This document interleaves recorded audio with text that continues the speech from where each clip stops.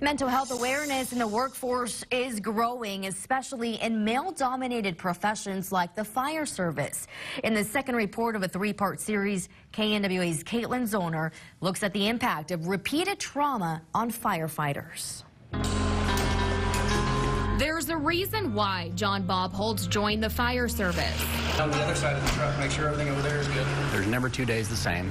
He's been with the Rogers Fire Department for more than 20 years. You're constantly being challenged by the calls you run on. And he'll tell you he's not the same person he was when he started. You get to do good things, you get to front row seat to some pretty awful things. Hey, I'm going to have them call a trauma alert. He's talking about calls involving children, death, and suicide. The trauma and the graphic nature of all those calls is something that nobody needs to see. And you can't unsee that stuff. That's the stuff that carries with you and sends you off in a dark place. It's the stuff that you'll remember for the rest of your life. They are tragic memories that weigh heavy on hearts and minds.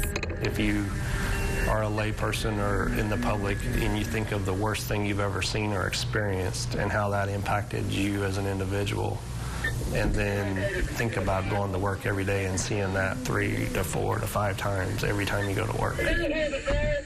The repeated exposure to trauma impacts firefighters. PTSD, depression, and suicide are at an all-time high. But the symptoms are oftentimes nearly impossible to see.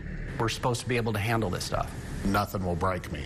I'm the one that fixes things. I'm not the problem. I refuse to be the problem, and I won't admit if there is a problem. Yeah, we're going to go right. That's part of the prominent stigma around mental health. Nobody wants to be that guy that says, hey, I need some help.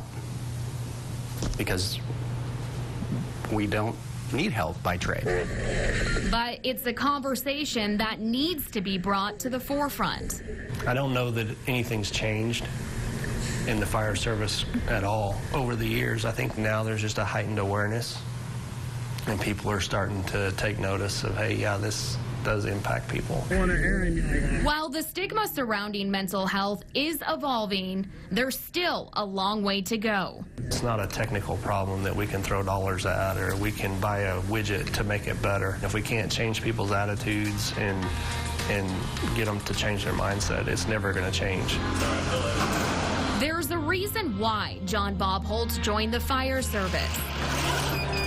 But there's also a reason why he'll leave. I don't know how much time I have or how much of that stuff I really want to see anymore. A powerful story.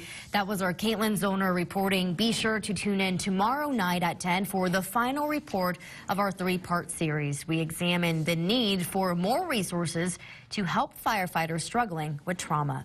If you missed our first report, well, you can watch it right now on our website. That's nwahomepage.com.